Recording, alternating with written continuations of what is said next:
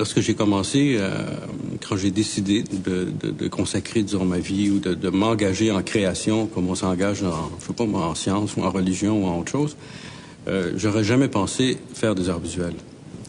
Moi, ce qui me passionnait d'abord et avant tout, c'était l'écriture et la composition musicale. Les Prix du Québec, en collaboration avec Bell et Hydro-Québec, sont fiers de vous présenter M. Robert Racine, lauréat 2007 du prix Paul-Émile Bordua pour les arts visuels.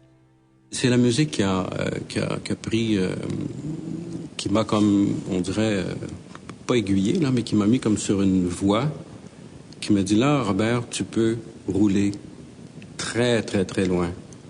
Et tu peux sans doute te réaliser, être heureux. J'ai lu une petite monographie sur Erik Satie, et c'est dans cette petite monographie que l'auteur, Anne Ray, a cité un texte de John Cage, qui est le premier à avoir interprété l'œuvre Vexation de Satie, mais avec une équipe de pianistes. Chaque pianiste se relayait. Mais Cage, dans son texte, qui est extrait du livre Silence, il parle de Satie et il dit sans doute qu'une exécution de Vexation durerait 24 heures. Et là, il a écrit « Mais à quoi bon y songer ?» Moi, c'est ça. À quoi bon songer? Oui, il faut y songer.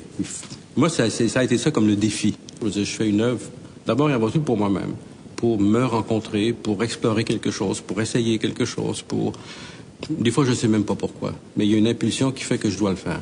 Et là, j'ai eu cette idée de mettre tous les mots de la langue française sur un grand terrain, puis on se promènerait à travers les mots, comme un peu à travers les fleurs et tout. Et j'ai voulu faire une maquette de ce projet de jardin de mots. Et c'est là que j'ai découpé finement toutes les entrées du dictionnaire que j'ai collées sur des petits cartons, montés sur des petits bâtonnets pour donner l'idée d'un petit panneau comme ça. Mais c'est sûr qu'un faire ce travail, disons, de découpe, qui est une forme de réécriture, en fait, qui est une manière de le traverser, le dictionnaire. La façon dont moi j'avais décidé de le faire, on peut pas faire ça durant une semaine. C'est 2130 pages. C'est pas loin de 60 000 entrées. C'est un pays qu'on a envie de traverser. C'est comme, je sais pas, l'Himalaya qu'on a envie d'aller en haut, de redescendre. Et forcément, il va se passer une transformation intérieure ou intellectuelle ou peu importe. Ben, c'est sûr que j'aimerais écrire davantage, comme romancier, disons. Bon, je le fais, je porte ça tout le temps. Je pense que je suis assez fidèle à ma passion.